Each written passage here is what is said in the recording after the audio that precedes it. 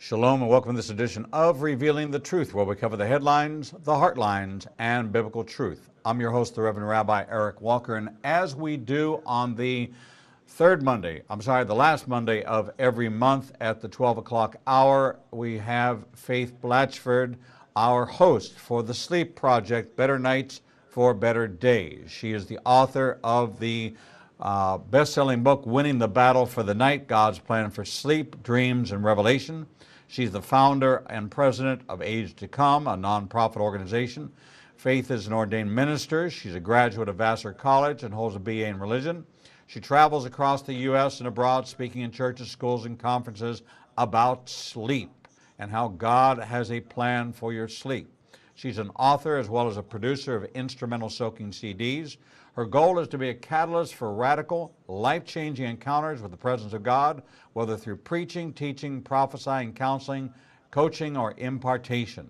And as I said on the last Monday of every month, Faith is the host of the Sleep Project, Better Nights for Better Days.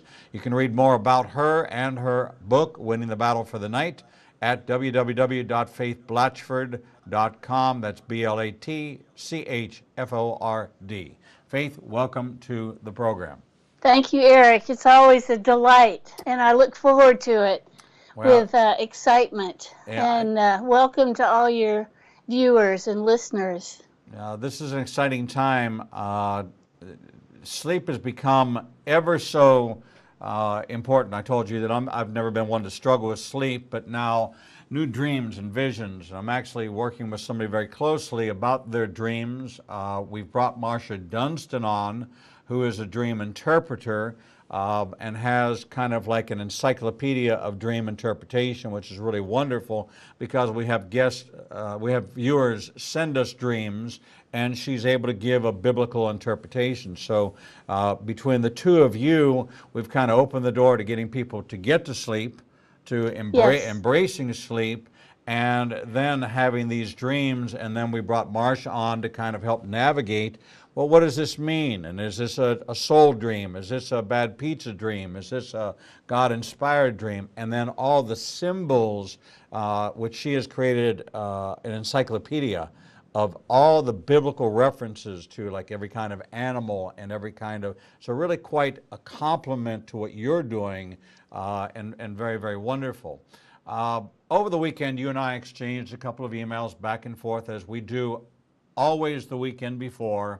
Yes. One of the things that you and I have agreed to is that we are going to be spontaneous, spirit-led, spirit-fed, and we're going to track with the message that God has imparted to you to bring to our audience. Now, this is not exclusive to this audience. This might be a message that you're going to bring, or you brought last week at a women's conference, or a message you brought the week before, but it's what you're pressing on you, that as you summarize your month's worth of teachings, preachings, and sessions with individuals and groups, that this is what's come out of it. And today, it's about sleep and creativity. All right? Yes. Take us down that path and on that journey.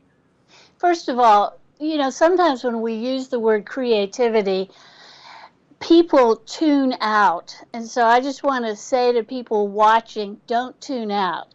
Because some people think, well, I'm not creative, so I'm going to go listen to a different podcast. The truth is, we are all created because we're a chip off the old block.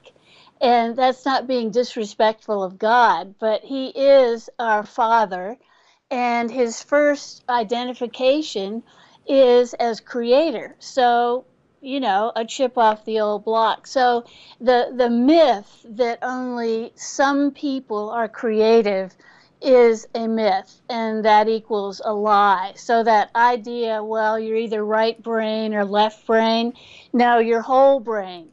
And so I just encourage you, don't tune out because I just used the word creativity. Because I think this is something that we in the body of Christ, we have to get this, because the world needs this partnership that God ordained between our Creator, Father, and His kids. I think we all have a life message, and the one that has been with me since I was in college is Ephesians 2:10. We are his workmanship. And that word workmanship actually has about it an idea of creativity. We are his masterpiece. Created, here's another, creativity word, created in Christ Jesus unto good works, which God before has ordained for us to walk in. Now that's the King James, because that's what I memorized. But that word, good works, I used to think that that had to do with feeding the poor, clothing those that didn't have clothes, giving hospitality. And that's what the church for decades, generations, focused on good works. And we all know that. But I think in the last probably several decades, at least in this century, the focus has expanded, not stopped, but expanded to include the good works that Jesus did. He did feed the hungry, but he healed the sick. He raised the dead. He cast out demons. So we're getting this expanded understanding of, oh, good works means I do what Jesus did.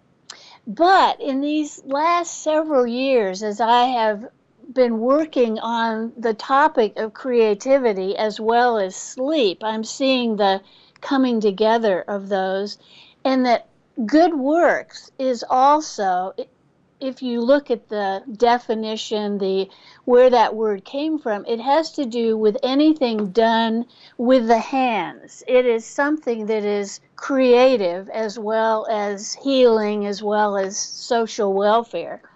So this idea that one of the things that I'm responsible to do, God planned, is creative works, things that are going to be inventive ideas. Now, for most people in the body of Christ, as it was for me, this is revelation. Oh my gosh, I get to get witty inventions. I get to create something that's going to impact the world. There's another scripture in Matthew, which I can't pull the address out of my head, but you can look it up. But Jesus said that we are to do good works so that people will glorify our Father in heaven. He actually says, let your light so shine, right, Yes. that man would see your good works and Yes. bring glory to your Father in heaven. It's so interesting that you say that, because there's an old blessing that says, may the Lord bless all the works of your hand. This is that creative working you're talking about. The faith without works, this is the works of your hand. And we know that because God says that who can go up the mountain of the Lord? The one with clean hands. Mm-hmm. So this is all part of that what have you set your hands to do? Has it been to create an idol, or has it been to feed the poor? Has it been to set up Asherah poles and false altars, or has it been the work of the Lord? And he inspects our hands. You think that, oh, this is a Pentecostal charismatic act that we're doing when we're lifting, or many people say to you, well, that's an act of surrender. But in fact, it's an act of inspection. I present my hands before the Lord so he might see what I've set my hands to do. So I'm tracking right with you from a scriptural and seeing the work of our hands, which is creative work. Yes, it is. And and then that's why, I think so much the work of the enemy is always to rob.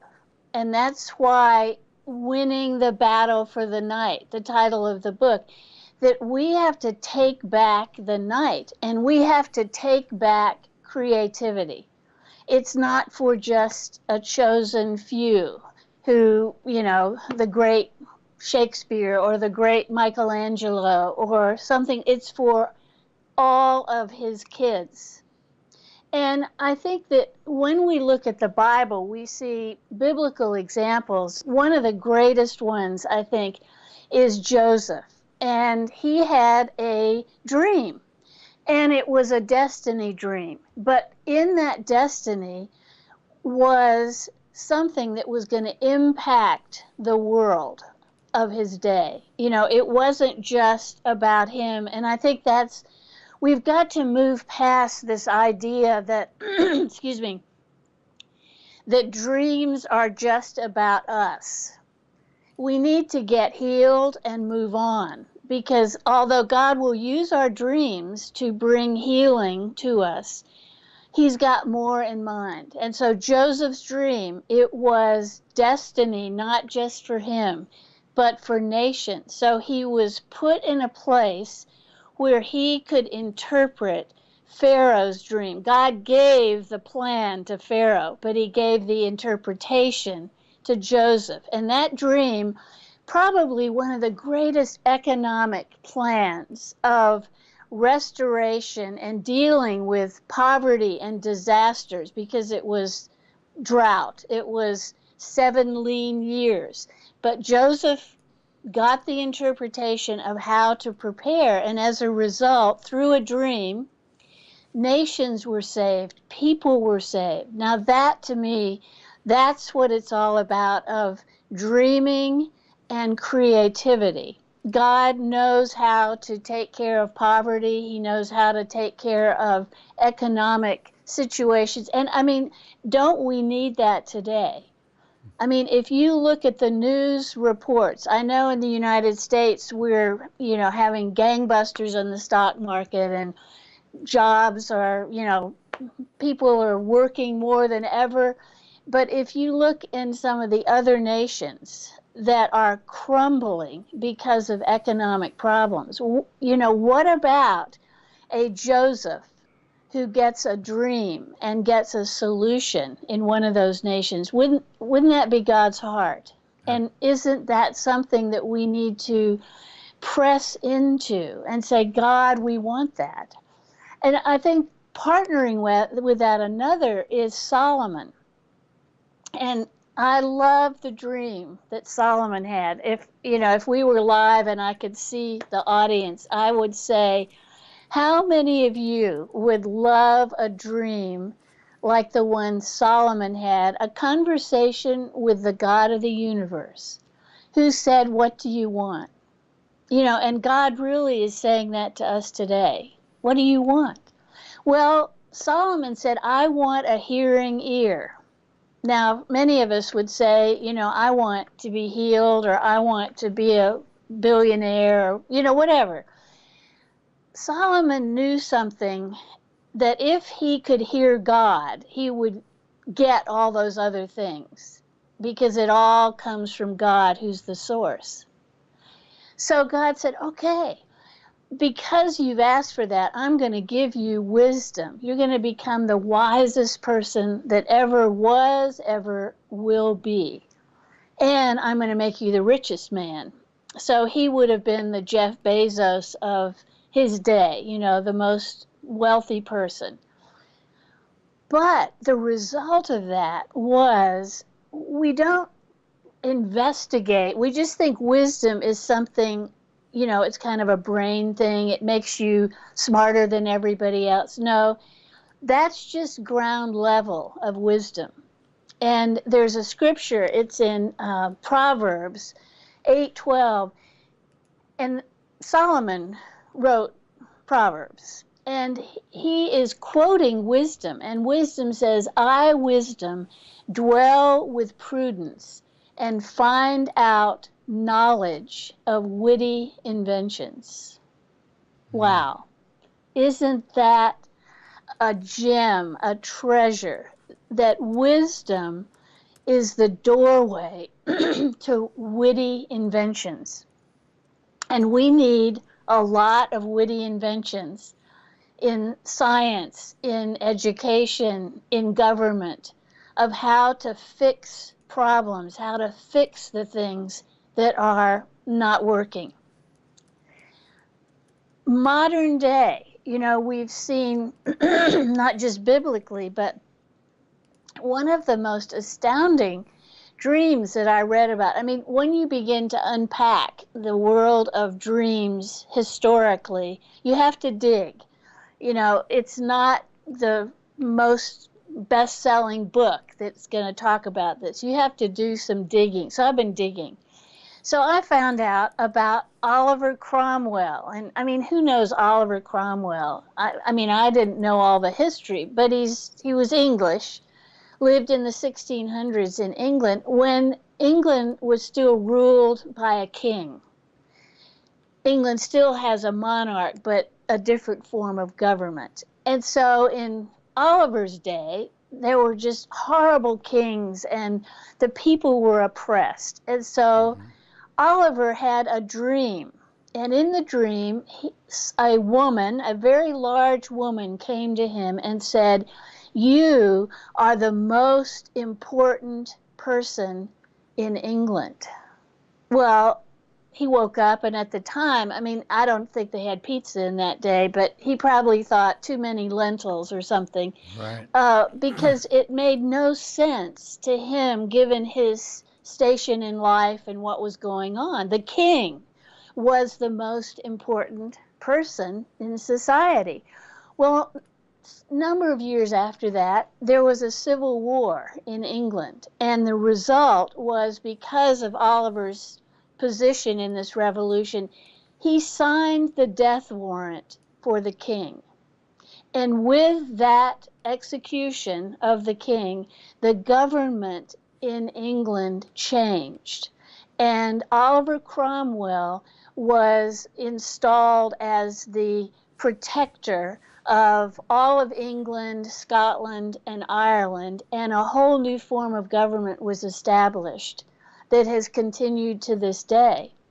Now, that dream, I believe, probably came from God. And the large woman represented, as he went back to look at it, the motherland. England as a nation was coming to him and saying, "You're going to be a part of the change that goes on for generations." Now, how powerful is that? But I think Oliver Cromwell lived in a day where dreams were a more part of the everyday life of people. A lot of times it was nightmares because they were very afraid of the dark. But sort of hidden in between those nightmares were these dreams that had something, a weight on them that stayed with him and put within him a sense of responsibility. Another interesting dream came to a man named Otto Lui. Now, or Lowy. Who's ever heard of him? I haven't. Once again, digging. Dig, dig, dig. And Otto was a chemist, and he did research, and he was interested in finding out how things work in the body. He was curious. He asked questions. And so what he wanted to know was, how does the nervous system in a human being's body communicate with the organs to make things happen?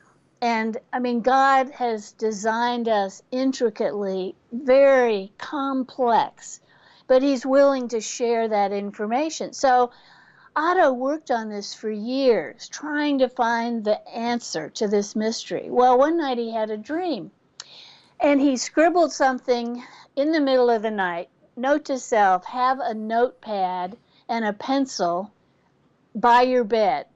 So he did, and he scribbled something. Well, he woke up in the morning and he couldn't read his own handwriting. How many have ever had that happen? I need an interpreter for my handwriting. So anyway, he was sort of disappointed. He went back the next night, went to sleep, and God gave him the dream again.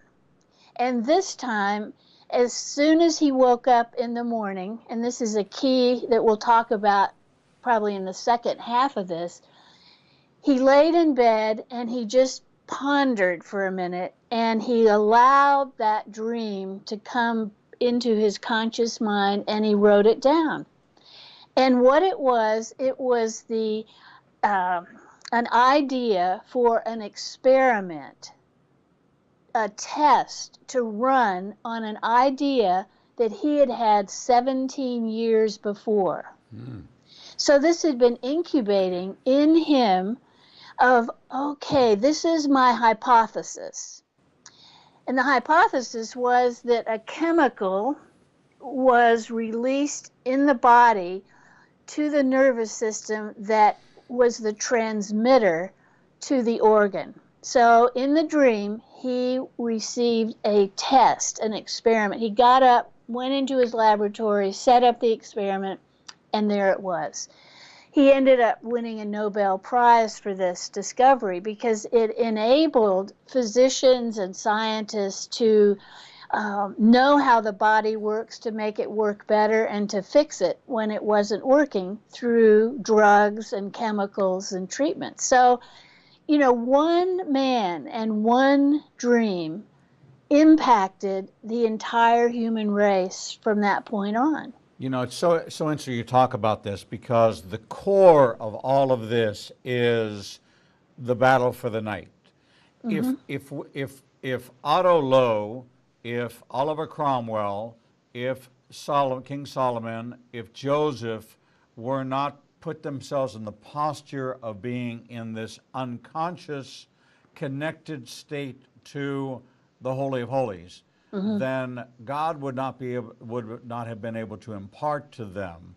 This is why when we talk about being afraid of going to sleep, or that we might ask too much. For example, Lord, I haven't slept in a couple nights. I need 8 hours of sleep.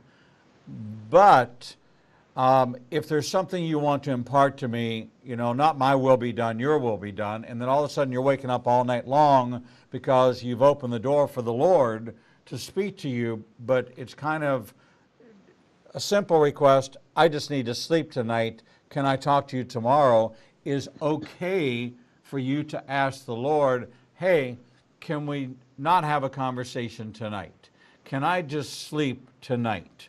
I'll talk to you tomorrow. I'll talk to you tomorrow night, but I've been up and down for the last 2 or 3 nights. I need to give myself permission, and Lord, I ask you, please, you're the Lord over my sleep. Can I just sleep peacefully tonight? No message, and we don't even invite the door to be open of I'm afraid because I haven't been able to sleep. Well, then we're inviting a visitation of the enemy to creep in. So is it okay just to say, Lord, listen, I'm tired. Can I just have 8 hours of uninterrupted, blissful sleep? Is that okay? Well, that's an interesting thought. However, we are a triune being. And God is able to multitask. And so we're body, soul, and spirit. And God is able to communicate with us spirit to spirit. And we don't have to be disturbed in our sleep because okay. God can download while we sleep. Solomon said in the Song of Solomon, though I sleep, my heart is awake. And we could change that word or expand it to mean spirit, and that I am open spirit to spirit. I had an experience, my mother in her latter years, and she was not totally comatose, but she was out of it. You couldn't talk to her in terms of the day-to-day. But when we would have a prayer time and pray in the Spirit, she would pray in the Spirit. It was bypassing the Spirit of God, the prayer language of God bypassed her mind and her body. And I learned something from that there is a dimension of communication that transcends my senses of my body or my mind. And so I think the same thing applies at night when we're almost in that, comatose state. that we're not conscious, we're not physically functioning, but the third dimension of the Holy Spirit connecting with our spirit. So I personally, I would never say, God, don't talk to me. I would say, God, you know what I need. My body needs rest. And in the midst of this rest, I invite you to speak to my spirit, because maybe one reason I'm so tired is I've been trying to do all the day-to-day in my own strength or with my own resources. Download what I need for tomorrow so that I'm not going to be exhausted or burdened by the events of the day. So just to summarize before we go to break, because I know that there's a number of people that are watching who have this issue where they get awakened through the night because they get this message and they don't know how to frame their requests to the Lord, so they want to be obedient and willing for the Lord to meet them, but yet it's waking them up and they're writing things down, and some of them are good things, some of them are naturally inspired, as we talked before about the various sources. Not all of them are from the Lord. But if I just want to have a peaceful 8 hours of uninterrupted sleep, then the way I would frame that is, Lord, listen, the night belongs to you. I belong to you. Tonight, can I just sleep through the messages and let you impart spirit to spirit, heart to heart, without waking me from my slumber, so that I can get the physical rest I need? That would be the better way to frame that request. Yes. Okay. Perfect. Wonderful. That's very important for our audience to grab a hold of. Yes. Because even I myself will be awakened when I don't want to be awakened. I want the Lord to let me have my 8 hours, but I don't want to shut him off or shut him up. Right. I still want to invite him into my night, and this way kind of sets the framework, and it allows us to express. It's like saying, well, God's sovereign, he's going to do what he wants, but no, we have a part to play in helping to frame our relationship with God, just like the picture behind you. Yes. We didn't create the picture, but we did create the frame in which the picture sits. And so this is almost like giving permission to God, saying, listen, I do want this relationship with you. I do want you to speak to me in the night. But for tonight, because I'm so weary from the last couple of nights of you and I all night long, tonight, can I just sleep through it and you just deposit it, and then I'll open up my heart bank account in the morning and I'll begin to make my withdrawals. Exactly. All right, excellent. We're going to take a short break, and when we come back, we're going to continue in this concept, because someone that I have a picture of on my desk, shaking hands with my grandfather, is one of the people who you're going to talk about, who had the last piece of the puzzle revealed to him in a dream. And I want to leave it there so that our audience will hold on wondering, who is this man and whose picture sits on Rabbi Eric's desk with Rabbi Eric's grandfather shaking hands with this man. So very personal to me. We'll be right back. Shalom. I'm the Reverend Rabbi Eric Walker, Executive Director of Igniting a Nation and host of the daily TV program Revealing the Truth, seen live every Monday through Friday from 9 a.m. to 1 p.m. Central Standard Time at www.ianbn.com, and then replayed throughout the day and night via our website. All of our segments can be seen on the Igniting a Nation YouTube channel.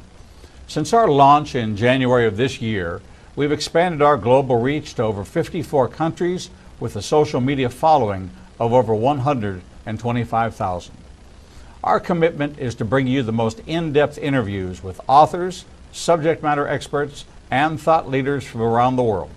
We have interviewed guests from Israel, Brazil, England, India, and all across North America. All of our authors are featured on the Books and Media page on our website, www.ianbn.com. There you can find a direct link to the book you want to order, and we receive a small commission directly from Amazon. There is no cost to you for this service. In addition to our daily teachings and interviews, we make available to you the archive of all of the interviews on our YouTube, Facebook, Twitter, and Instagram channels. Our live program is available from our homepage, and there is never a charge to you for any of this access. We made the decision long ago that we would remain a commercial-free resource that would not be influenced by any pressure from any outside company. There are only two ways that we are able to continue to operate this ministry and provide you with the only live 4-hour daily Christian television talk show program. The first is through your support and tax-deductible contributions to Igniting a Nation. These can be made directly through the donate button on the website or sent through the mail to Igniting a Nation, 2700 Corporate Drive, Suite 120, Birmingham, Alabama, 35242. The other way we support the program is by offering you a unique opportunity to have access to over 10 years worth of teachings on a subscription basis. The teaching archives contains all of my prior sermons, Torah studies, prophecy in the news videos, and much more for the low subscription price of $5 per month. This subscription grants you unlimited access to over 800 hours of content not available elsewhere and is updated weekly with the most current prophecy classes. In addition to 20 hours of original TV programming each weekday, we invite you to join us live every Monday, Tuesday, and Thursday evenings for our Prophecy in the News classes. The times and locations are listed on our events page on the website www.ianbn.com. Every day, you and I are faced with the challenge of where we will go to hear the truth. We are committed to bring you the only program of its kind that covers the headlines, the heartlines, and biblical truth. We cannot do this without your support. Since we launched on January 5th, 2017, we have aired over 300 individual teachings, interviews, and commentaries not available anywhere else. We are now working side by side with almost every major Christian publishing house to bring you the most in-depth feature interviews possible. Our 1-hour features address every subject that affects the believer's life. We are hearing of salvations from the Middle East, Africa, and all across the United States. Lives are being changed every day, and we have only just begun. Our mission is to become your trusted resource and grant you access to the people, tools, and information you need to grow in your relationship with the Lord. You can help us by liking us on social media and through your financial support. We know you have many choices in who you support, but we are prayerfully asking you to consider helping us keep revealing the truth, true to our calling, to cover the headlines, the heartlines, and biblical truth like no other program available. Donate today and help us bring the message to the four corners of the earth. Visit www.ianbn.com and donate, buy a book, or subscribe to our teaching archives. Without you, we do not exist. Back. Shalom.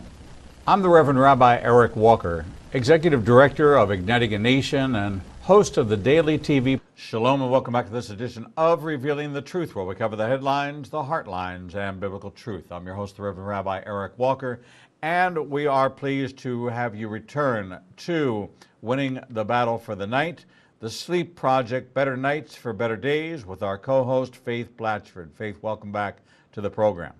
Thank you, Eric. Before we went to break, we talked about how giving God permission to still meet us in our sleep, impart, make a deposit into our heart, but not awaken us. Let us get that good night's sleep we need.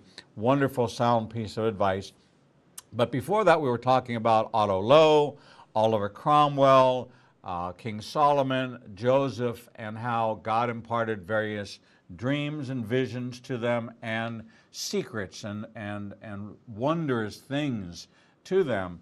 There's one final character in this act that is stunning to me, something I was unaware of until you shared this with me over the weekend, and I want you to share it with our audience, who the last one of these characters was that found their creativity in sleep.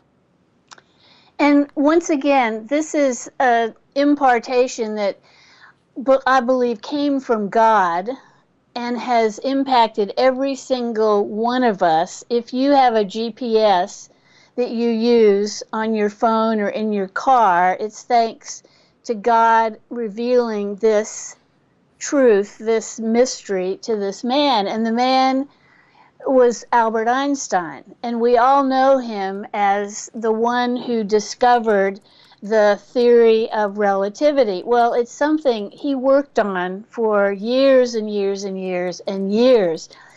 He had a saying that I have a copy of it, a picture of it, and he said, "I want to know God's thoughts.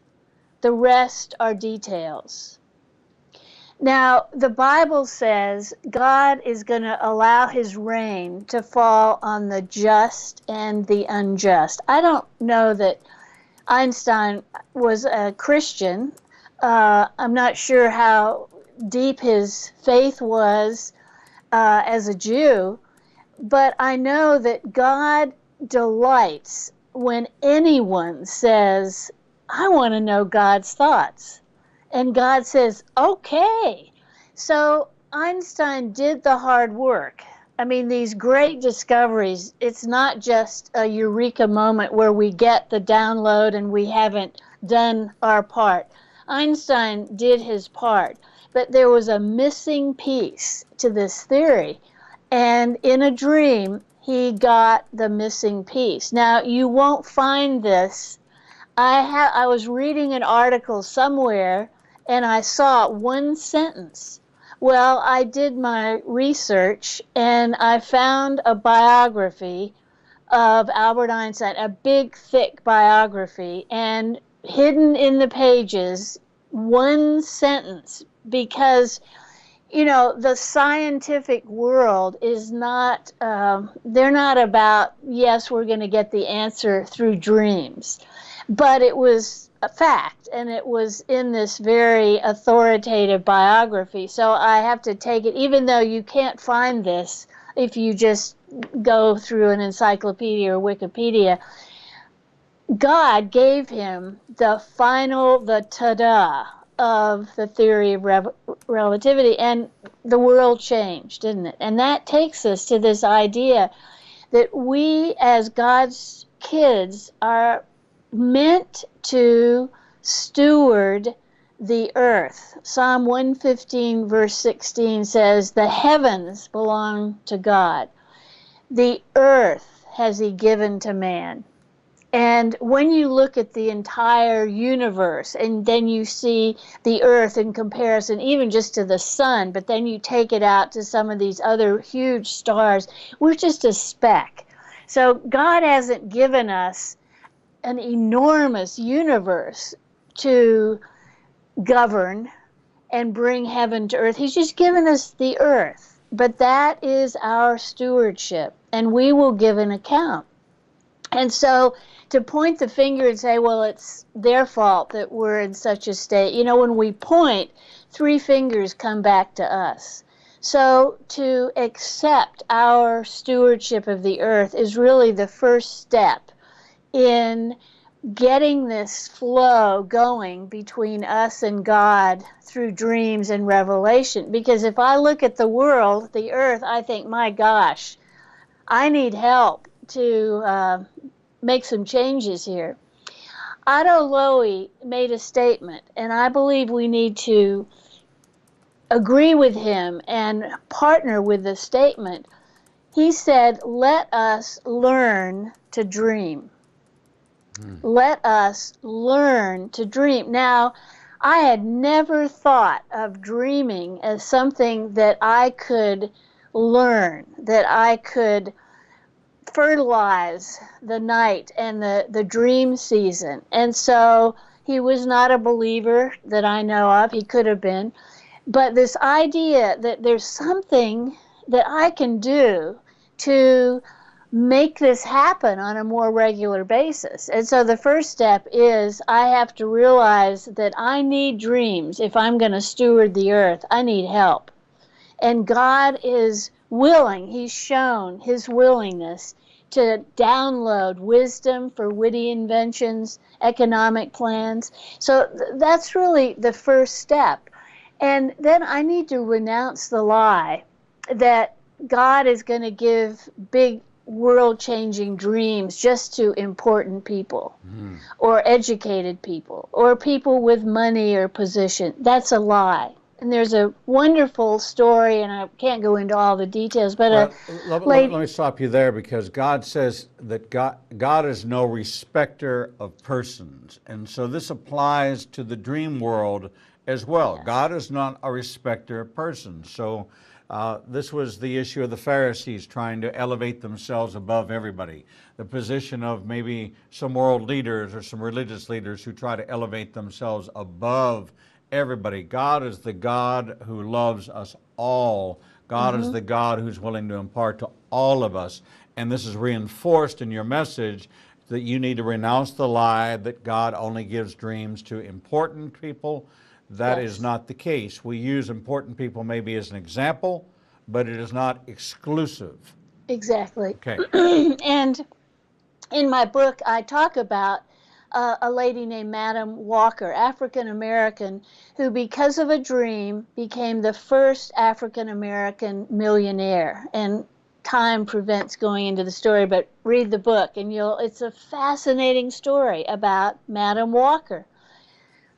Another key element of this releasing and partnering with God in the night season is dealing with the issues in our life, personal issues that are robbing us at night because our mind and our soul is just wrapped up in anger and resentment and fear and anxiety, all these things that are meant to be taken care of in our relationship with God. And once again, in my book, I talk about how to deal with some of these issues.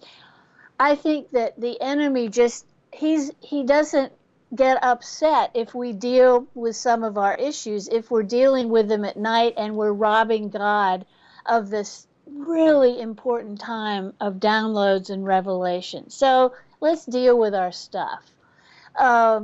Another step in this is to establish a healthy sleep routine. And once again, we've talked about this on this program, and there are more details in the book. A positive step is, before you go to bed, read something that is inspiring. Seed your mind with inspiration, whether it's scriptures or whether it's a book that is about someone who made a great discovery, if it's a book by an artist, whatever it is.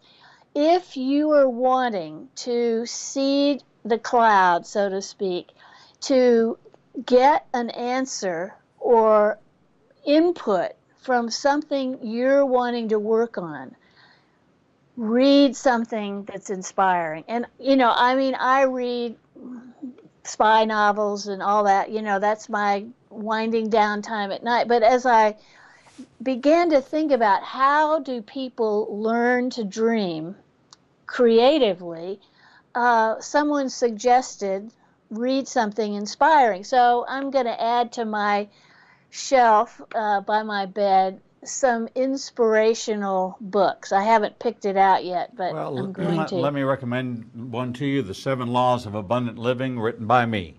And then, awesome. And then if you like spy novels, then you get a copy of my book, The Codist, and that's a spy novel. Excellent. So you get a 2-for-1 package.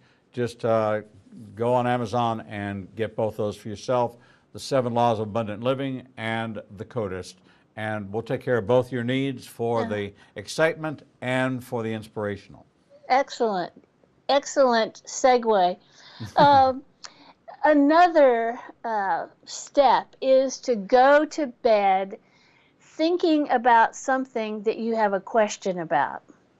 Go to bed with a question about a project you're working on, something you're writing, a painting that you're working on, a project at work, whatever it is.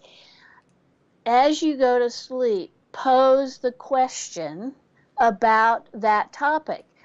Now, because we're believers, we're going to pose the question directly to God and say, God, how can I solve this? What colors could I mix? Show me where this novel needs to go. Let's work together. A study was done by a Harvard psychologist in 1993. Very interesting study. And what she did was she had people go to bed asking a question. And the interesting thing was that 1/2 of the people in the study dreamt about the project or the question that they had posed right before they went to sleep. 1/4 of them actually got the solution or the answer to the question. Isn't Wow. that fantastic? It's amazing. Now, these were not believers, okay? God may have answered some of their questions. The enemy may have answered some of their questions. And so we have the confidence to know if I pose a question that I'm going to get an answer from God if I ask him. He is excited to respond. So think of Einstein. God, I want to know your thoughts. Okay, Albert, here you go. So what about Faith? Here you go. I want Eric. Here you go. We have to ask. And we have to go to bed with the expectation that God's going to answer. And I think as believers, we have been robbed of this relationship with God and this confidence that he is going to speak to us as we sleep through revelation and through dreams. The next step in this is we have this expectation. Then when we wake up in the morning, most people, the alarm goes off and we live on such a tight schedule that we jump out of bed and run get the coffee and life starts, the moment the alarm goes off. So program into your schedule, allow yourself 10 minutes, 15 to lie in bed in the stillness and have a paper and pencil handy or your voice recorder and allow those things that were deposited to your spirit in the night while you slept, allow them to surface into your conscious mind and write down. It won't be thus saith the Lord. It may be a random idea. It may be something, it might not be the answer to the question, but allow the Spirit to bring to your conscious mind what God may have deposited. And if there's nothing, fine, do it the next day. Develop this routine. And you will find, a lot of people say, well, I get my revelation in the shower. Well, why don't you wait 15 minutes? Because I know if I'm in the shower, I haven't gotten one of those waterproof notepads yet. I just saw they're available. You can make notes in the shower. But Right. Why don't you just lie in bed for 5 or 10 minutes?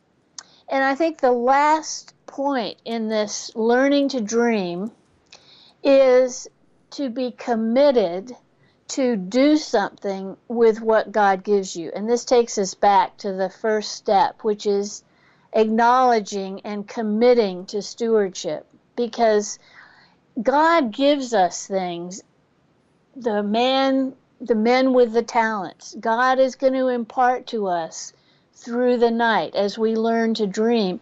But we have a responsibility. And so that is this commitment. Okay, God, you do your part and I'll do my part. We are a team. We are collaborating. Incredibly important that we look at this as a partnership with God, that we come alongside of God and that we incline our ear, even in our sleep, we incline the ear of our heart to this. And actually, you say that if you're not able to get 7 to 8 nights hours at night due to your work schedule, children, take a nap. And next month, when you come on, we're going to talk about the perfect nap. Now, I'm a power napper, all right? I have a morning schedule and I have a nighttime schedule, and I carve out an hour in between that schedule when I go home, and there's a routine that I have, and invariably at the end of the hour, someone will call me. I'm either in a sleep state or meditative state, meditating, talking to the Lord. Sometimes I know I'll drift off because time will go very quickly, and it will seem like I've only been 5 minutes when it's actually been an hour. But I've been a power napper for almost 35 years.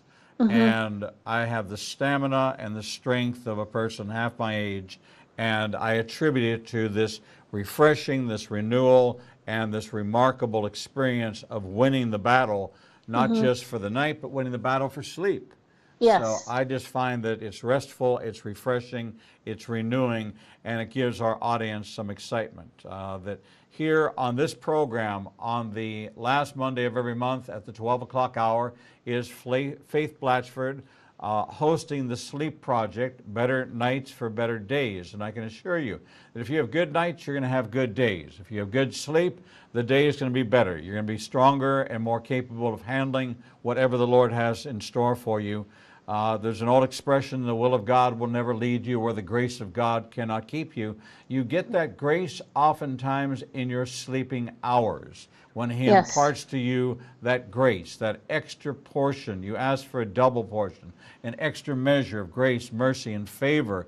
That comes to you at night, not always during the day. We're busy during the day, during the activities of the day, but grace is poured into you as an investment, both for healing, for deliverance, for dreams, for visions, for revelation, all that, and found within the pages of this wonderful book, Winning the Battle for the Night, God's Plan for Sleep, Dreams, and Revelation.